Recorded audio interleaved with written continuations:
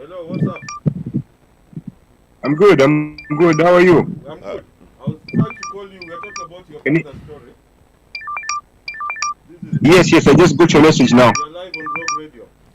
Live. Ah, So we're just okay. talking about your All right. father's story, and I'm wondering what's Yes. the development so far. Since we last talked, you told me he was arrested and he disappeared, and I've not Yes. heard anything. I've not heard anything about that story. Do you have any updates? What was he arrested for? First of all. Hello. Well, that's the thing. They couldn't press any charges on him because they couldn't really find anything, despite keeping him for quite some time. And then when he was released by the court, all evidence to us points towards ATPU having taken him again. So right now we're working with Amnesty and sorry. After they released him, now he's disappeared again. Obviously, the report says you guys couldn't find him. Well, released. See, the court released him, and then he was taken back to headquarters, where our mother was to go and pick him up. Okay. Yes, that's what. When she got there at the time, she was told to get there at 2 o'clock. But when she got there, they said she had really left half an hour before. So in court, we even asked them to provide CCTV footage to prove that the guy had actually left, and they said they delete their footage every 24 hours. Yes. Which every 24 hours. Because crimes are solved every 24 hours. Yeah, they said they delete their footage.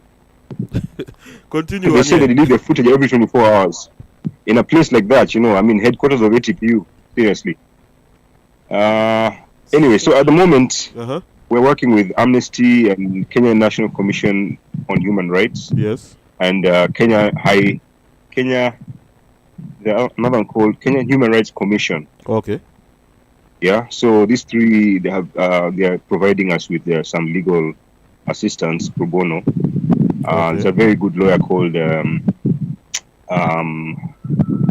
Victor Kamau. Okay.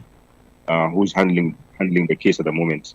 So we're going to go back to court and actually try to pursue this thing right to the end. The thing here, Onguru and King D is important and for us to understand. Yes. Yeah. Sorry? We are King D and Muti. Yeah, we're listening. Okay. We're listening. Yeah, we're here. So the thing is that I find that I think is very important to highlight this whole incident. Yeah. Mm-hmm. I think is the bigger issue of enforced disappearances, extrajudicial stuff. That's exactly what we're talking about in this show today. Exactly, because I used to hear about people disappearing in Mombasa. Young teenagers disappearing, because of terrorist-related activities apparently. And then we used to hear even about Mungiki. Wakati wa Mungiki unasikia vijana wanapotea. Sometimes two people in a family, and they just taken and they're buried in a mass grave somewhere. So those things we used to hear about them. To me, it was just news. Yes. Before, Now it's but then now when it happened to my brother, yes, I'm like, you mean this thing can happen to anyone? No one is safe. Are they saying that if they can't charge you in court, they can't find anything, then they can still go ahead and do something else? I mean, what's the whole point of the judiciary? What's the whole point of us having laws? True. What's the whole point of the whole system, either way? Exactly. No, quick one. They had him for all that time. Yes? Yes. I was going to ask quick one. Yeah, go ahead. Since you guys, have you seen him since the story you sent me came out? Have you had any contact with him? No, we haven't. Nothing. We haven't seen him since that day. I think it was the 28th, yeah? Because on the 30th is when we filed for OB number at Capitol Hill in Nairobi. 16/30/6/2021. That's the OB number. And this guy was saying all kinds of stuff at Jumara he made phone calls from his phone. By the way, they still have his phone, yeah? Yes. They have not given us back his phone. They said that when they released him, they kept his phone and told him to come back for it 2 days later.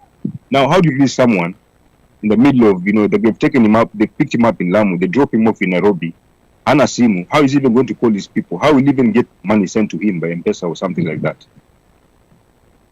Yeah, man. Okay. So, then they say that he used his phone to make all these calls to people in Boni Forest. Why weren't they able to produce that in court then? That would be enough to funga him. You know, whereas they were saying, even already saying, if my son is guilty, then I can't even me siwezi kumtetea. Kama alikuwa enda kufanya hizo vitu, basi siwezi kumtetea, he's guilty. All I can do is just pray for him. Lakini sasa kama he's not, kama hamsemi, hata hamtoi evidence. Hakuna hiyo. Mmefanya forensics, you had the laptop, you had the phone, you did your forensics, everything. I couldn't find anything. Hakuna hiyo closure. So this is pointing like exactly. Hakuna hiyo closure. That's the other thing. Yeah, there's no that closure. You know, so you wake up every day. It's just like you are reliving it every day. I'm always reliving our last moments when I last saw him. Yeah, and he was telling me that he's being followed. He had those concerns. He was telling me, I feel like these guys are portraying me. You know, sometimes I leave my house, I come back, I find some stuff has been moved. It's not the way it should be. And they admit he had been on their radar for some time. And nyinyi hata mjui kwa nini walishika. You people don't even know why mbona alishikwa. Hatujui. Kama kulikuwa na kitu wangesema ni nini. Yeah, it makes sense wangesema. It feels very premeditated wangesema kotini. On their part. Pole Wanyee, man. Extremely so we shall keep following up your story. We'll keep on following it. Ukipata ma updates utuambie. We'll take it personally. We'll follow up. Sawa. I really appreciate that. I'll send you that information. In this country. And remember yes, that we need to highlight this issue in a bigger way also, yeah? Because inaonyesha kwa imagine watu wamepotea even for 5 years. True. Na alikuwa mzazi wa nini alikuwa breadwinner, like some of those families we read about. Send me some of those links. I should send you a link of some stuff I was sent by another journalist. Some 2 articles came out recently pointing out to this bigger problem. You know, tuma hizo ndo links tunataka, yani we want to at least tuna follow up. Tuma hizo ma link tunataka tu follow up kwa kila kitu. We'll kutumia kwa she send your number so you can be on WhatsApp 0784 924. Okay, I don't have a pen here, but you can write mine. I'll send it to you after. I don't have a pen here. I'll send it to you. I'll text it to you after the name. I'll text you our studio line. 0784924100. That's our studio line. Sorry? That's our studio line. Okay. Kutumia after so we'll so cheers. Thanks Wanyee, man. We'll follow up the story. And everybody else. Thank you.